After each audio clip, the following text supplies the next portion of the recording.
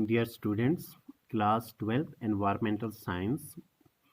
आज का टॉपिक होगा आपका मैनेजमेंट ऑफ सॉलिड वेस्ट। ठीक है, सॉलिड वेस्ट मैनेजमेंट की बात करेंगे हम। जैसे आपको पता है टोटल आपके एनवायरमेंटल साइंस में जो है वो 7 चैप्टर्स हैं। ठीक है, तो हम पहुँचे हैं यूनिट नंबर 4 जिसका नाम है solid and hazardous waste management. ठीक है, तो यूनिट 4 हम ऑलमोस्ट जो है कंप्लीट कर चुके हैं। ऑलमोस्ट एक दो टॉपिक्स हैं इसमें। ठीक है, तो जैसे सिलेबस मैंने पहले ही आपको सेंड करके रखा है उसी हिसाब से मैं आपको एक सीक्वेंस में जो है पढ़ा रहा हूँ। ठीक है, तो चलो बात करते हैं हम मैनेजमेंट ऑफ सॉलिड वेस्ट की। ठीक है, जैसे नाम से ही पता चल रहा है कि हम सॉलिड वेस्ट जो जनरेट होता है, ठीक है, उसका मैनेजमेंट हम कैसे करेंगे। इससे पहले हमने डिस्कस किया था जो सॉलिड वेस्ट होता है, ठीक है, उसके क्या क्या सोर्स हैं, ठीक है, कैसे हम डिस्पोजल करेंगे, ठीक है, तो उनके बारे में हमने डिस्कस किया था। तो एक अनवल में आपको रिपोर्ट बताता हूँ कि कितना वेस्ट जनरेट होता है इंडिया में। ठीक है, जैसे आपको पता है कि सॉलिड वेस्ट का जो है कितना जो है हमारे लिए बुरा असर पड़ता है। ठीक है, इससे मतलब बहुत सारी बीमारियां फैलती हैं। ठीक है, हमारा इन्वायरमेंट गंदा हो जाता है, तो बहुत सारा जो है प्रॉब्लम्स खास होता है सॉलिड वेस्ट से। तो इसका अब हम प्रॉपर मैनेजमेंट कैसे करेंगे। ठीक है, तो वो एक बड़ा दिक्कत है। एक हम एक ऐसे कंट्री में रह रहे हैं जिसमें ज़्यादा पॉपुलेशन है। ज़्यादा पॉपुलेशन होगा तो वेस्ट भी ज़्यादा जनरेट होगा। ठीक है, तो किस तरीके से हम उस सॉलिड वेस्ट जो जनरेट होता है उसका मैनेजमेंट करें। ठीक है, तो आइए डिस्कस करते हैं। पहले मैं थोड़ा सा एक आपको डाटा बता देता हूँ कि इंडिया में जो है वो, ठीक है, म्यूनसिपल वेस्ट जो है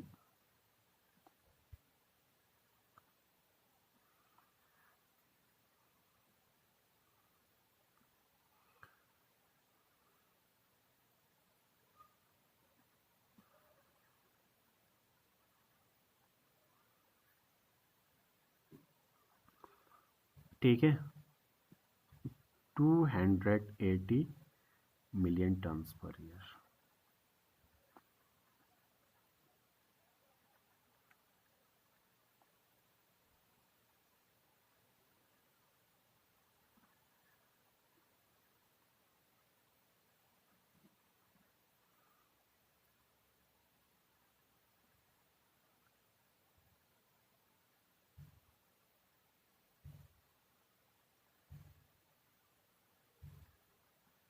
टैकल दिस प्रॉब्लम।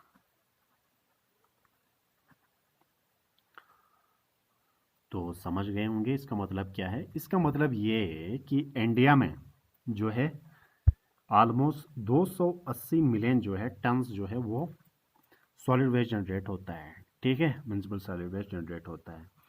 तो इतना वेस्ट जनरेट हो रहा है पर ईयर में। ठीक है, एक साल में इंडिया में इतना वेस्ट जनरेट होता है 280 मिलियन टन्स।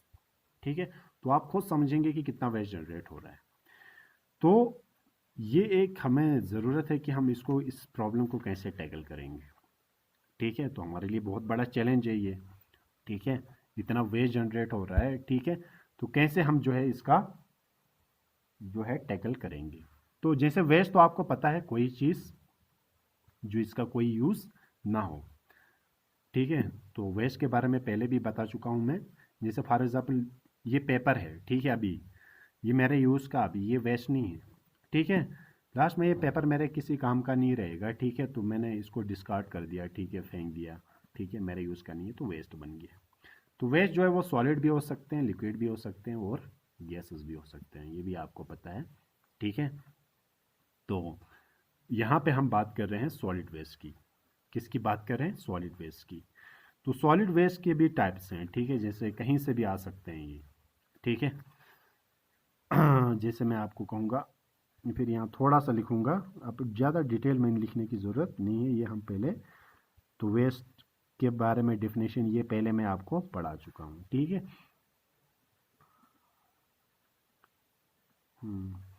तो जो सॉलिड वेस्ट है, ठीक है, आपका इसका जो है ये इंडस्ट्रियल से भी रिलीज हो सकता है, इंडस्ट्रियल सॉलिड वेस्ट। ठीक है, ये कॉमर्शियल भी हो सकता है,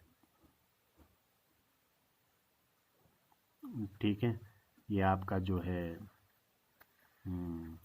रूरल एरिया से भी आ सकता है। ठीक है, बहुत ज़्यादा हैं इसके टाइप्स। ठीक है, प्लास्टिक भी एक जो है वो सॉलिड वेस्ट है।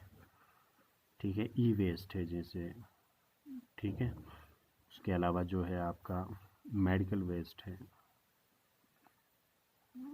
ठीक है, तो एग्रीकल्चर है आपका।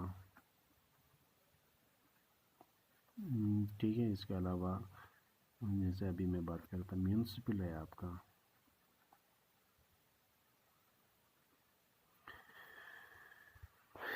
ठीक है, बहुत ज़्यादा जो है ये टाइप्स ऑफ वेस्ट हो सकते हैं। ठीक है, अब ये जो वेस्ट की बात की, सॉलिड वेस्ट की बात की, इतना वेस्ट जनरेट हो रहा है इंडिया से। ठीक है, तो ये तो हुआ वेस्ट के टाइप्स। ठीक है, तो अगर हम बात करेंगे यहाँ पे, आपको ये चीज़ समझनी ज़रूरी है। अब जैसे देखो, सब वेस्ट को तो हम एक जगह पे डाल नहीं सकते हैं, क्योंकि वेस्ट जो होते हैं वो अलग अलग तरह के होते हैं। ठीक है, जैसे प्लास्टिक और जो है वेजिटेबल पील्स को आप एक जगह पे नहीं डाल सकते हैं। ठीक है, अलग अलग कलेक्शन के लिए अलग ये है, डस्टबिन्स बनी होती हैं, लगाए जाते हैं। ठीक है, कुछ बायोडिग्रेडेबल वेस्ट्स हैं हमारे लिए। ठीक है, कुछ जो है वो नॉन बायो। इसी तरीके से यहाँ पे अगर मैं एक्सप्लेन करूँगा आपको क्लियर हो जाएगा।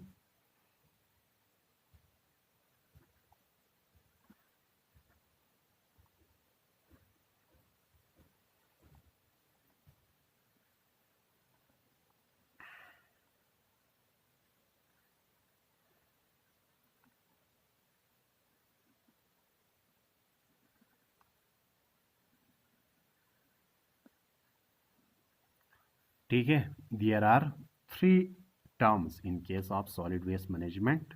ठीक है, वो क्या है आपका? एक है गार्बेज। तो आप कहेंगे ये भी वेस्ट है, ये सब वेस्ट है, लेकिन फ़र्क है।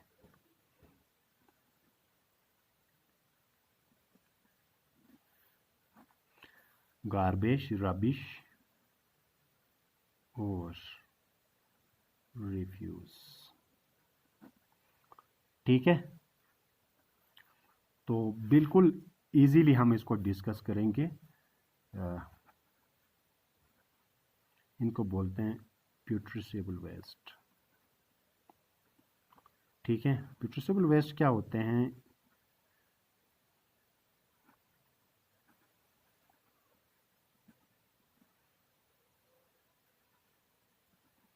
that contain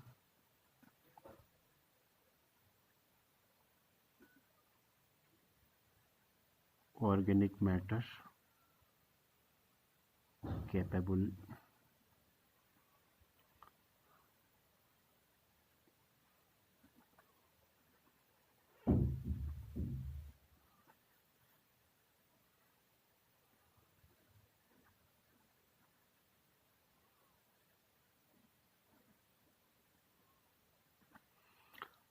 ठीक है, समझ गए होंगे आप। मैं अभी एक्सप्लेन करूंगा।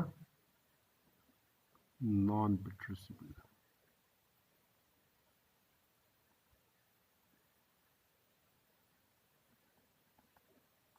या मैं आपको इनको नॉन बायोडिग्रेडेबल।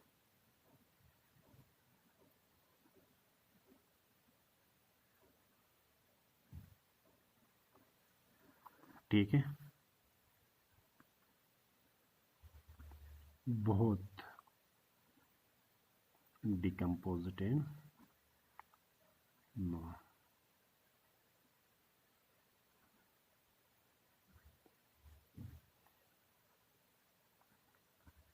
क्लियर?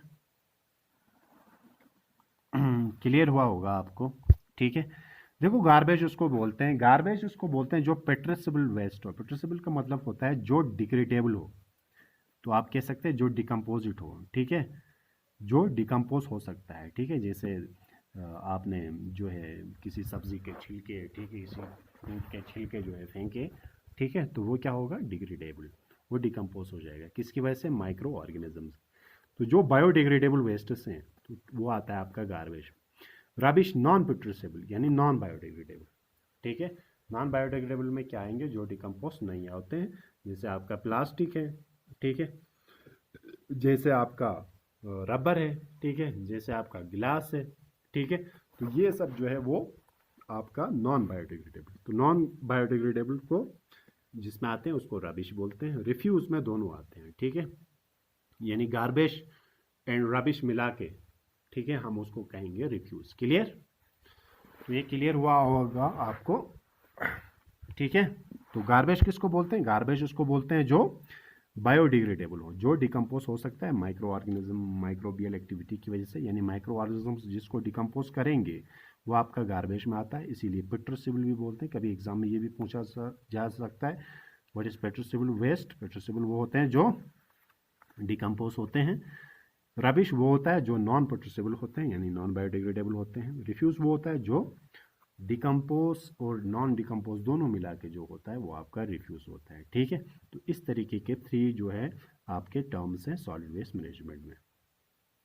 अगर हम देखेंगे सॉलिड वेस्ट मैनेजमेंट को कैसे करते हैं, ठीक है, मेन मुद्दे पे आते हैं अब। Solid waste management,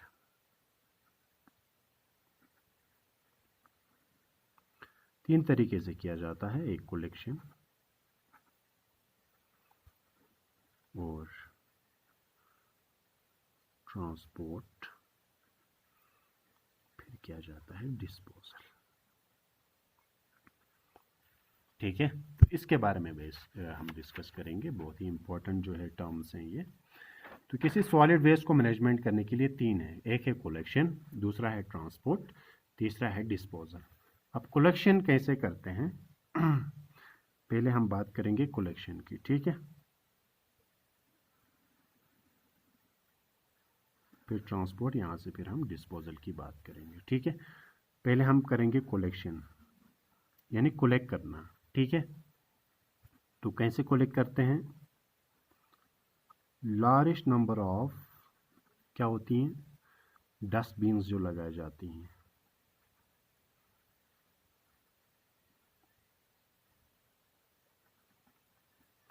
must be provided to enable proper collection of waste according to categories।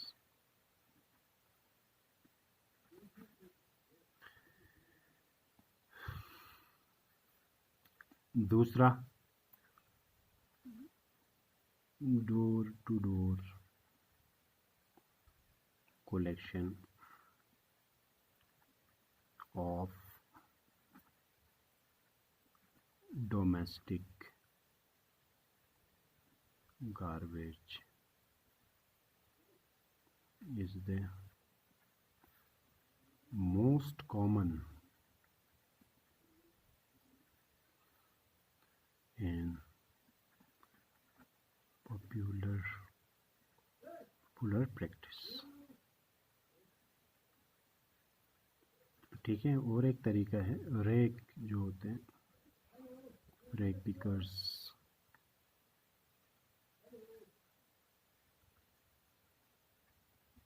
contribute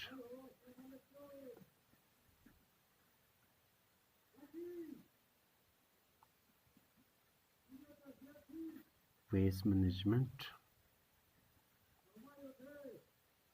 they segregate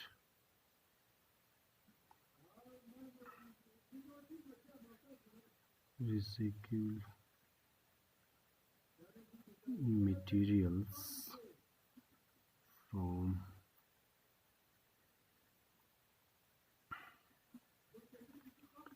from other wastes, hence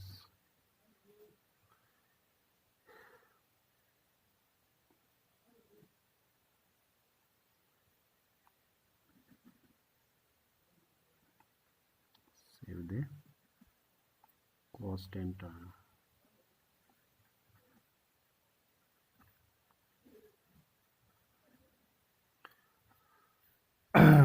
तो पहले हम वेस्ट को जो है वो क्या करने की कोशिश करते हैं, सॉलिड वेस्ट मैनेजमेंट में कलेक्ट करने की कोशिश करते हैं। ठीक है, तो इसको समझिए आप। तो कैसे कलेक्ट करते हैं, कलेक्शन हम 3 तरीके से करते हैं।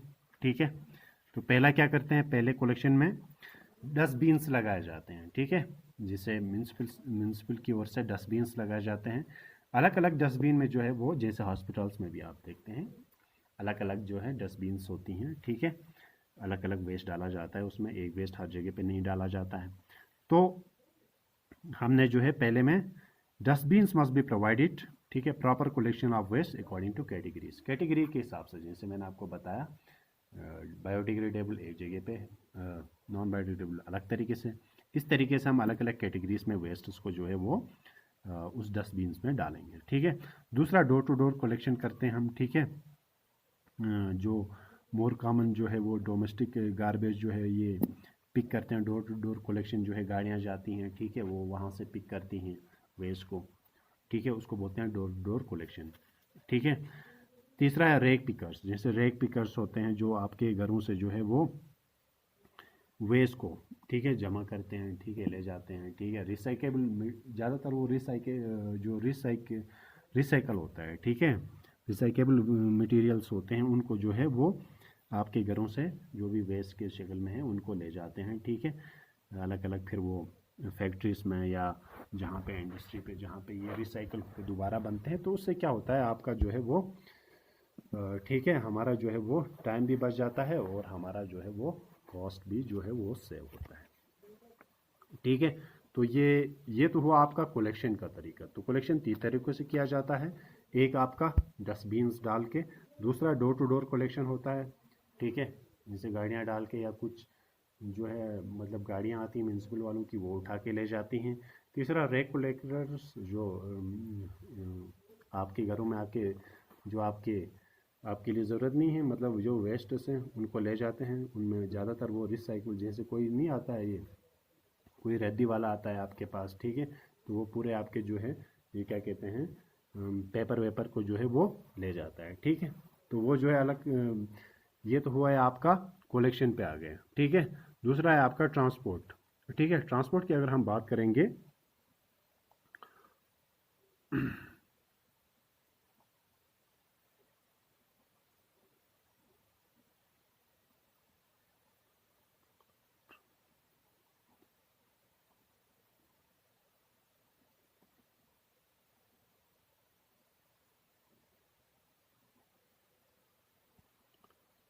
waste is from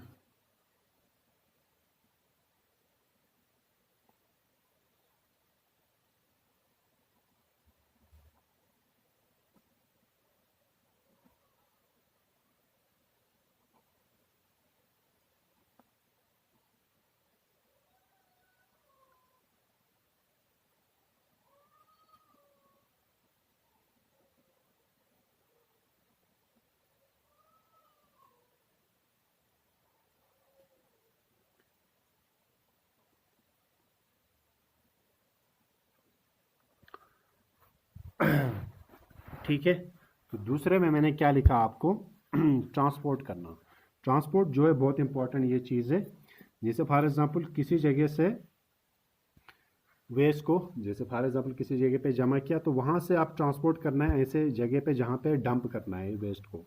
ठीक है, तो ये किसके ज़रिए ले जाते हैं, जैसे आपको पता है ट्रैक्टर्स होते हैं या ट्रक्स होते हैं, उसमें जो है वेस्ट को ले जाते हैं। लेकिन ये जो वर्कर्स होते हैं इसमें, ठीक है, इनको जो है प्रॉपर ग्लोव्स या मास्क होना बहुत ज़रूरी है। ठीक है, क्योंकि ये जो है हैजार्डस वेस्ट भी हो सकते हैं इसमें, उनके साथ डील करते हैं, तो उनमें कोई स्मेल या कोई ऐसा केमिकल जो है उनके हाथ में लग सकता है।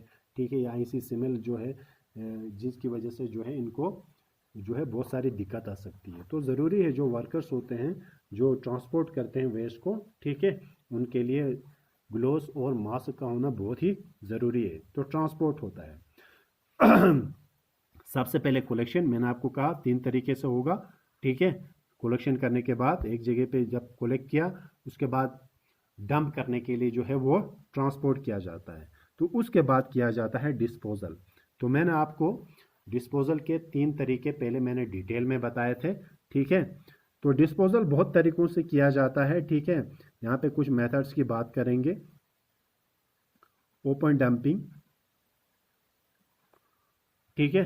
ओपन डंपिंग वो होता है जिसमें हम वेस्ट को एक ऐसा ओपन एरिया जो हमारे लिए खाली पड़ा हुआ है वहाँ पे फेंक देते हैं।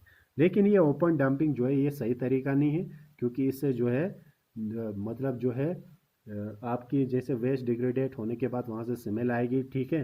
तो ये सही तरीका नहीं है, और इससे जो है बहुत सारी बीमारियाँ फैल सकती हैं, क्योंकि ये एक ओपन डंप है।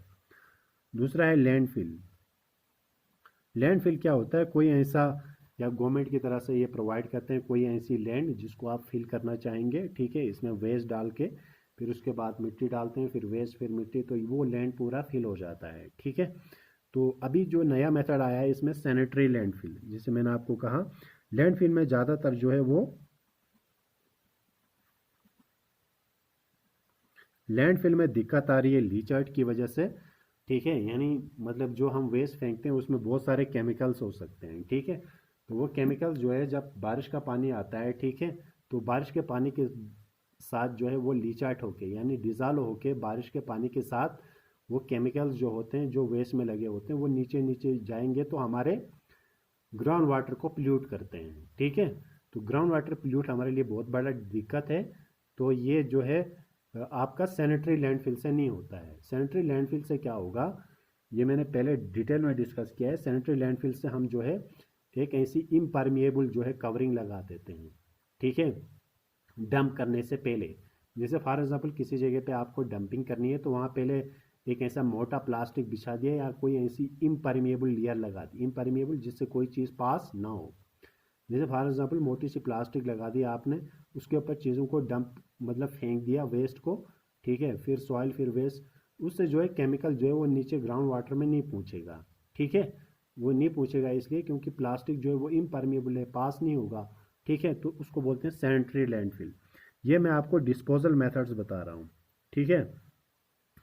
एक होता है ओशियन डंपिंग, ये भी किया जाता है ओशियन डंपिंग, लेकिन ये जो है ये अच्छा मेथड नहीं है। ओशंस में मतलब जो है वेस्ट को फेंक देना, इससे जो है आपकी एक्वेटिक लाइफ जो है वो तबाह हो सकती है, ठीक है। एक और मेथड है इंसिनरेशन, मैंने डिटेल में डिस्कस किया था इसके बारे में। इंसिनरेशन वो होता है जिसमें हम वेस्ट को जो है वो जलाया जाता है, ठीक है।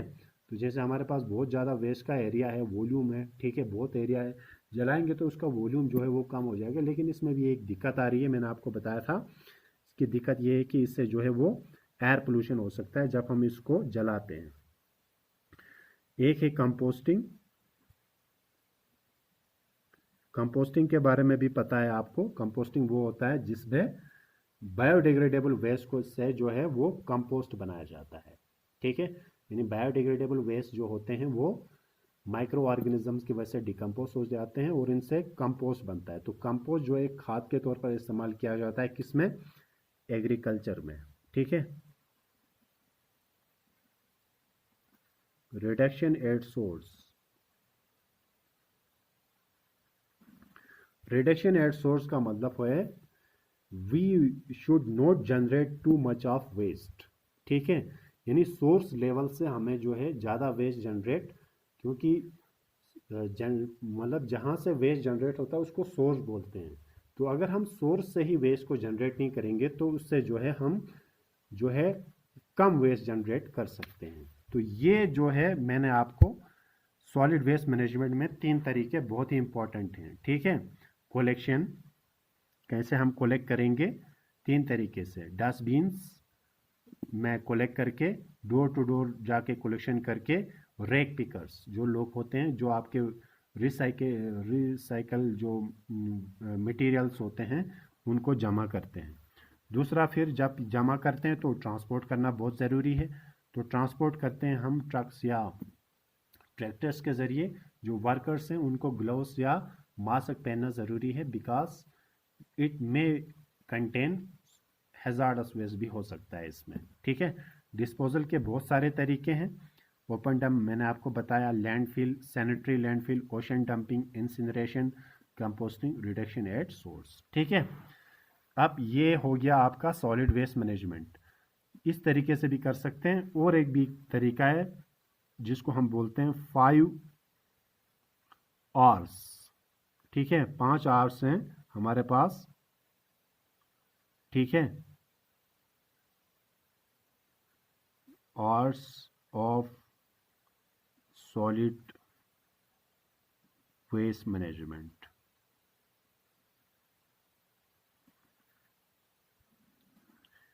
क्लास 10 में आपने 3 आवर्स के बारे में सुना होगा, लेकिन यहाँ पे 5 आवर्स के बारे में आपको समझना है थोड़ा सा। एक होता है रिफ्यूज,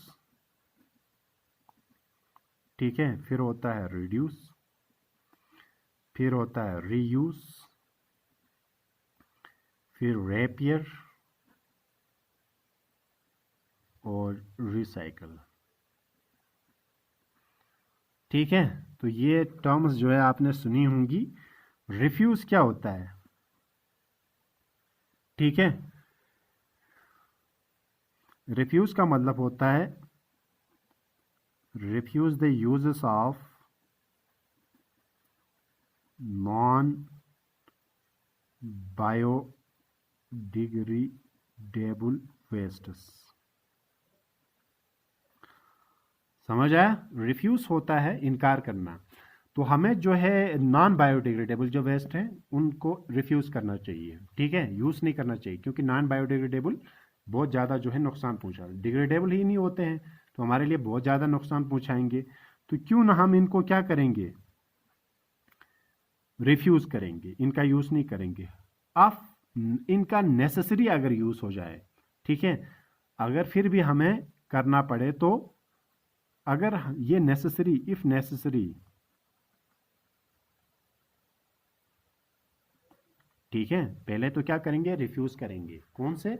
नॉन बायोडिग्रेडेबल वेस्ट। उसको रिफ्यूज का मतलब इनकार करेंगे कि हम नॉन बायोडिग्रेडेबल का वेस्ट नहीं करेंगे, हम बायोडिग्रेडेबल का करेंगे। जैसे हमें प्लास्टिक है, प्लास्टिक में बहुत बार बैन लग गया, ठीक है, अभी भी यूज़ कर रहे हैं, तो इसके जगह हम बायोडिग्रेडेबल वाला यूज़ कर सकते हैं कोई। तो नॉन बायोडिग्रेडेबल का यूज़ जो है वो बिल्कुल ना करें। अगर पड़ गया, ज़रूरी पड़ गया, तो क्या करेंगे, रिड्यूस, इसका कम इस्तेमाल करेंगे, रिड्यूस उसको बोलते हैं। ठीक है, अगर हमारे लिए नेसेसरी पड़ गया तो इसको रिड्यूस करेंगे, मतलब कम, लेस यूज करेंगे। ठीक है, तो फिर ये तो हुआ आपका रिड्यूस। फिर क्या हुआ, रीयूज। रीयूज मतलब, रीयूज क्या होता है, हम रीयूज होता है use same things again and again, again and again.